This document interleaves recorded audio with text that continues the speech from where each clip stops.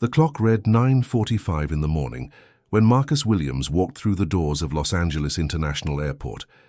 He wore a coffee-stained hoodie, ripped jeans, and worn-out sneakers that had seen better days. On his back, an olive-green military backpack hung heavy with memories and a clear purpose: to discover the truth. Not about some mystery, but about a culture, the culture of his own company. He ordered coffee at one of the franchises near Gate 34. The barista looked at him twice, as if debating whether to charge him up front. Marcus noticed the stares around him, especially from an older couple in immaculate business attire. She leaned toward her husband and whispered something that made them both purse their lips. Marcus smiled. It was exactly what he'd expected. This wasn't a social experiment, it was a test of integrity. While waiting for his 10:30 flight to Phoenix, his thoughts traveled faster than any aircraft. They traveled to the past, to South Central LA, where his father, David Williams, had shined shoes at 6 years old outside the Grand Central Market. At 12, he was fixing engines with greasy hands and bigger dreams. At 30, he worked 16-hour days loading cargo at a regional airport. And at 50, with his life savings and a loan that cost him his soul, he bought his first plane. Horizon Premium Airlines was born with a promise: every human being deserves respect, regardless of their bank account. Marcus, his only son, had inherited 78% of the company 3 weeks ago. He hadn't gone to the funeral in a suit. He'd worn that same hoodie because his father always said that clothes don't make the man, but respect shows him. When they announced boarding for first class, Marcus stood up without hurry. He walked among executives with shiny watches and women in heels sharp as knives. He showed his boarding pass, paid for with his personal card, and headed to seat 1A. Jennifer Martinez, a flight attendant with an impeccable appearance and trained smile, watched him approach with a furrowed brow. It wasn't an open look. It was judgment contained in every inch of her expression. "Sir, are you sure you're in first class?" she asked, with a voice that barely disguised her contempt. "Very sure," Marcus replied, showing her his ticket. Jennifer forced a smile and let him pass, but she wasn't the only one to react. A man in a silk tie with a thick voice muttered under his breath, "Kids these days have no self-respect." A woman in a Chanel suit looked away, as if the smell of poverty could be contagious through sight. Marcus sat down and pulled an old book from his backpack. He didn't need to read it. He just needed to be there, uncomfortable for everyone else. Within minutes, Jennifer returned, accompanied by Captain Richard Parker. 45 years old, uniform pressed to perfection, hair perfectly combed, and an arrogance that oozed from his pores. He'd been flying for 20 years, and in his mind, every first-class seat should be occupied by someone worthy. "Good morning," Richard said, more as a warning than a greeting. "May I see your boarding pass?" Marcus handed it over without a word. Richard examined it and frowned. "We have some concerns about this ticket. Some passengers have complained, and we need to verify its legitimacy." "Is there a problem with my name, the seat, or the payment?" Marcus asked calmly. "The problem is that trash doesn't breathe this air," Richard said in a low voice, but clear enough to be heard throughout the cabin. The silence was replaced by applause. Applause. The woman in Chanel smiled with relief. The man with the Rolex nodded in approval. Marcus stayed still. He counted 10 seconds in his head. Then he stood up, slung the backpack over his shoulder, and looked directly into the captain's eyes. "You just made the biggest mistake of your career." Richard let out a dry laugh, almost compassionate. To him, this poorly dressed kid was a pathetic attempt to live something beyond his station. Marcus started walking toward the door, escorted by the captain, when he stopped abruptly. He pulled out his cell phone and dialed a number. "Attorney Thompson, I need an emergency board meeting in Phoenix as soon as I land. I was kicked off a flight on Horizon Premium Airlines by a captain who decided I didn't look rich enough to fly. On the airline that I own."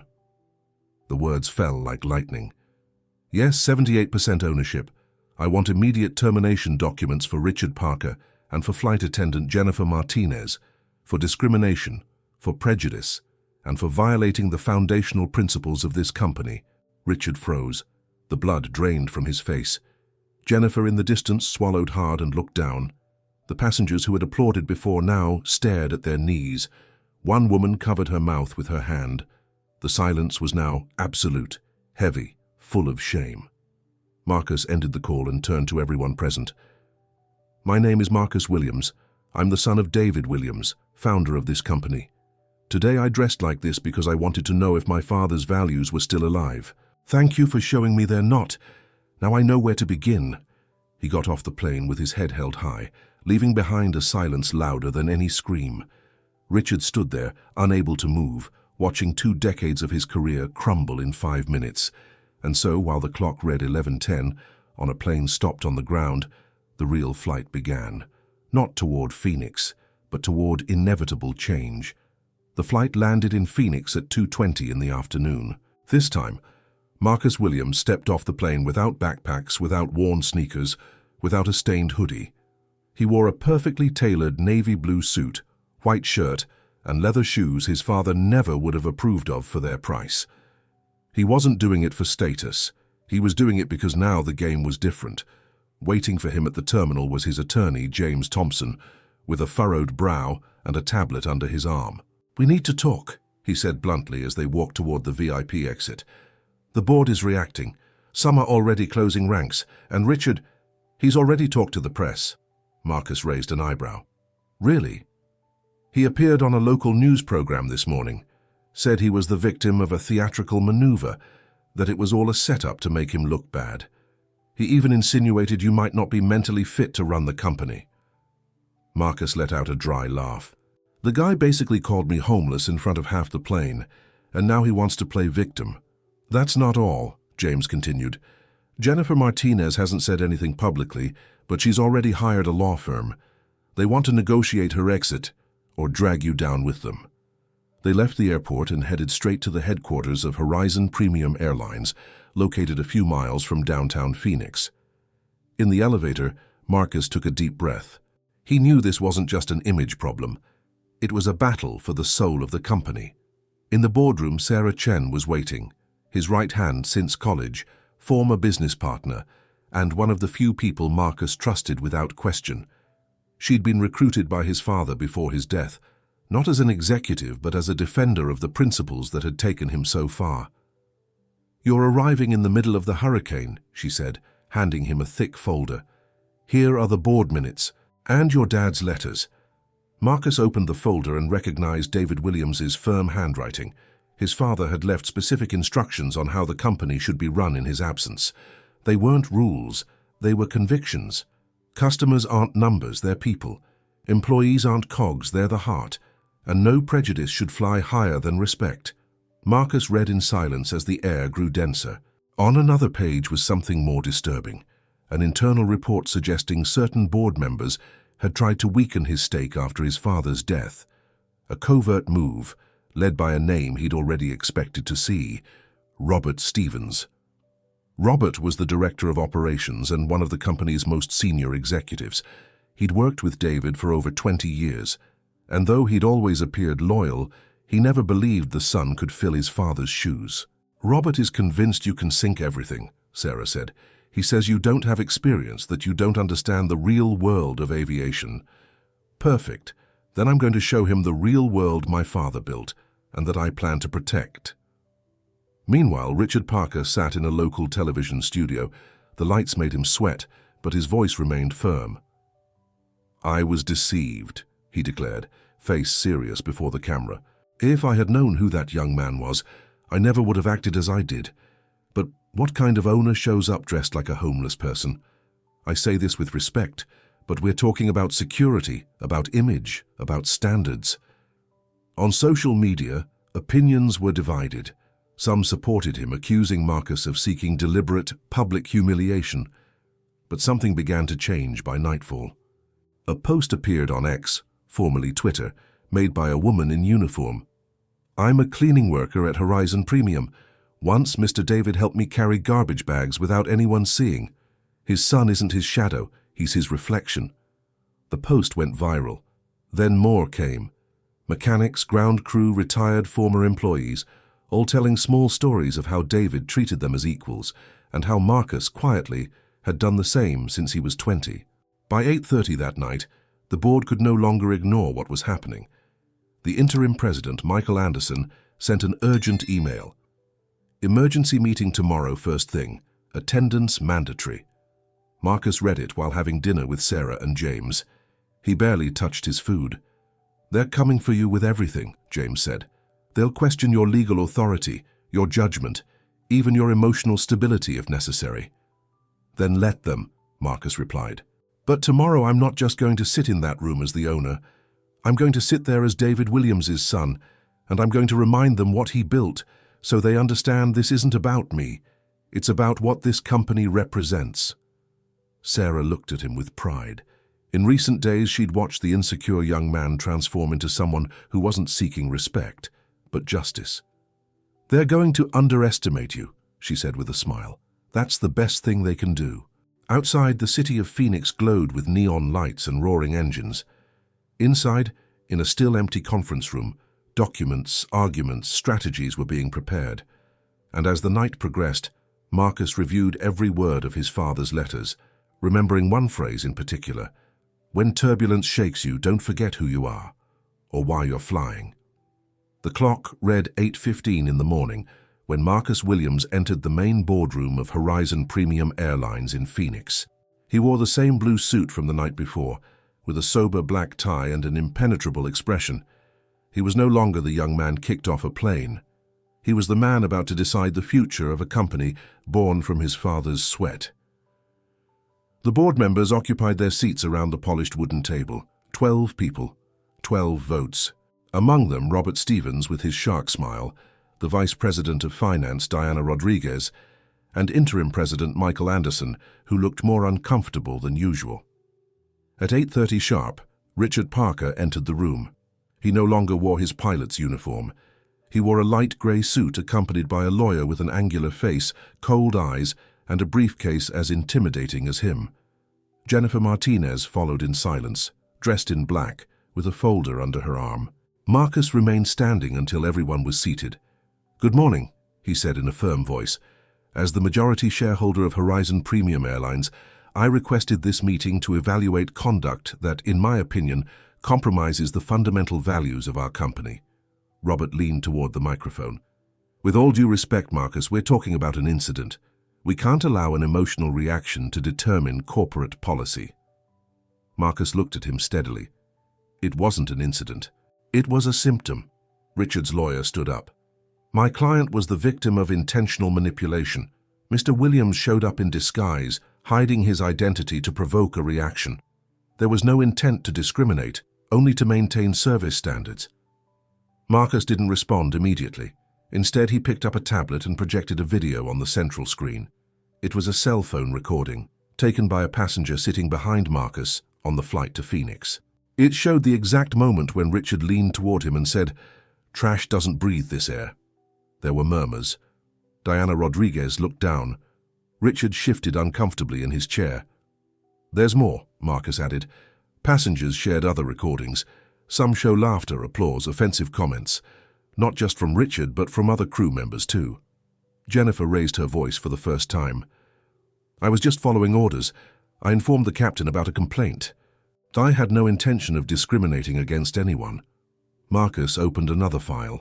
This time an internal email sent by Jennifer weeks earlier in which she questioned the profile of passengers lately accessing first class and suggested improving the exclusivity image to protect the brand. Silence flooded the room again. "This isn't a personal war," Marcus said, "but it's not a game either. My father founded this company believing that respect was the real luxury. And if anyone in this room thinks humiliating a person for their clothes is a valid business strategy, then they're in the wrong place." Robert intervened, annoyed. "Marcus, your father was a visionary, but running an airline is something else. You can't base everything on ideals." Marcus took a deep breath. Then he signaled to Sarah, who was waiting at the door with a USB drive. She connected it, and another video appeared on screen. This time, it wasn't recent. It was David Williams sitting in his old hangar with a home camera. "If you're watching this," his rough voice said, "it's because I'm gone. And if you're on the board, I ask you to remember this. An airline isn't built with planes, but with people. If we ever allow elitism to sit at this table, we'll lose what we are. I don't want an empire. I want a community that flies high without stepping on anyone." Many in the room shuddered. "That video was recorded 6 months before his death," Marcus said. "He left it as part of his corporate will." Then another unexpected twist. Sarah handed a folder to each board member. Inside were transcripts of interviews conducted in recent days with employees from different areas: customer service, cleaning, maintenance, cafeteria. All recounted incidents of discrimination under Richard's command. Some mentioned Jennifer. One even talked about a novice pilot who was demoted for coming from public school. Robert was speechless. Richard clenched his fists. Jennifer turned pale. Michael Anderson, the interim president, cleared his throat. "I think it's time to vote." One by one, the board members cast their votes. 8 in favor of Richard Parker's dismissal, 9 in favor of Jennifer Martinez's immediate separation, and 11 votes, including Marcus's, in favor of reviewing internal policy to prevent any form of structural discrimination. When the meeting adjourned, Marcus didn't smile. He only nodded respectfully. "I appreciate your time. As of today, I formally assume the position of interim CEO. And I'll do it with only one promise: this plane doesn't take off if we don't all fit." As the room began to empty, Richard sat still, staring at the floor. Jennifer left without looking at anyone. Robert, without saying a word, locked himself in his office. Marcus walked to the window. From there he could see the company's oldest hangar, where his father had slept on toolboxes to save every penny. The sky was clear. But the real turbulence was just beginning. 2 weeks passed since the board meeting. 2 weeks since Marcus Williams officially took control of Horizon Premium Airlines, but he didn't sit in the main office. He didn't occupy the black leather chair his father had installed. The first thing he did was pack his laptop, put on a simple jacket, and walk through one by one the hallways that truly sustained the company. He visited the maintenance hangar where mechanics with weathered hands told him that in David's time, executives came by every Friday to greet them. He spoke with Rosa, the staff cafeteria manager, who cried remembering how David always ate with them, without guards, without hierarchies. Marcus didn't want titles. He wanted to listen. "What do you need to do your job with dignity?" he asked again and again. He heard stories, frustrations, proposals. They were noted in a worn notebook he'd carried since college, and in every meeting, in every corner of the company, he repeated the same phrase: "This isn't a favor, it's the minimum." The following week, with support from Sarah and James, he launched an internal campaign under the slogan, "At everyone's level." It wasn't advertising, it was policy. Posters were distributed at all locations with direct phrases: "We don't serve by class, we serve with respect." "The uniform doesn't define value. Passengers and employees equal in dignity." But the most anticipated moment came on a Monday at 9 o'clock in the morning. On Horizon Premium's official social media, a video appeared. Marcus spoke from a hangar, standing with no advertising backdrop, no effects. "Recently, I had an experience as a passenger," he said in a calm tone. "I wasn't wearing a suit or escorted, just regular clothes and an intention to see with my own eyes if respect still lived in our airline. What I found hurt me, but it also showed me where to start rebuilding." He didn't mention names. He didn't talk about revenge. He talked about purpose. This company was born to lift those without wings, and if we ever forget that, we don't deserve to fly. The video exploded on social media. Hundreds of thousands of reactions, shares, comments. Passengers shared positive experiences with staff. Employees posted photos with David in the old hangars. And most striking, many young people from poor neighborhoods said for the first time they dreamed of flying because someone like them now ran an airline. Elsewhere in the city, Richard Parker watched the video on his phone. He was in a coffee shop, alone. No one recognized him anymore. The man who had given orders by radio at 30,000 feet could now barely order coffee without hearing the echo of his own fall. He didn't speak to the press again. He gave no interviews. His lawyer suggested suing, but Richard didn't want to continue. He knew he'd lost everything before the plane took off that Tuesday in May. He'd lost it when he believed a man's worth is measured by his clothes. Jennifer Martinez, however, did request a meeting with her legal team. She was upset. Not about her dismissal, but about the public judgment. She felt she'd been the victim of exaggeration, excessive punishment. Until, in a shopping mall, she ran into a passenger who looked her straight in the eye. "You're the flight attendant who looked at him like he was trash, aren't you?" Jennifer had no response. "You know what was ugliest?" the woman continued. "It wasn't your disgusted face. It was that we all followed you. We applauded, we laughed, and you gave us permission." Jennifer returned home in silence. She put away her lawsuit documents, and for the first time in weeks she turned on the complete video of the flight. She watched it all and cried. The last Friday of the month, Marcus went to the old hangar where his father had slept on toolboxes. He entered alone. The place smelled of metal, grease, history. On one wall hung a photo of David smiling in his blue overalls with a coffee mug in hand. Marcus approached, took off his jacket and hung it on a rusty nail. He sat facing the image. "Dad, if you're watching, I'm trying. Not to be you, because that's impossible, but to be worthy of what you left me. And I swear I won't allow arrogance to fly higher than respect ever again." He stayed there a long while. Then he left the hangar, walking toward the clear sky. No longer with rage or shame, but with purpose. And so, in the renewed air of a company that almost forgot where it came from, a phrase began to resonate in hallways, on social media, on uniforms and tickets. Respect isn't bought, it's lived.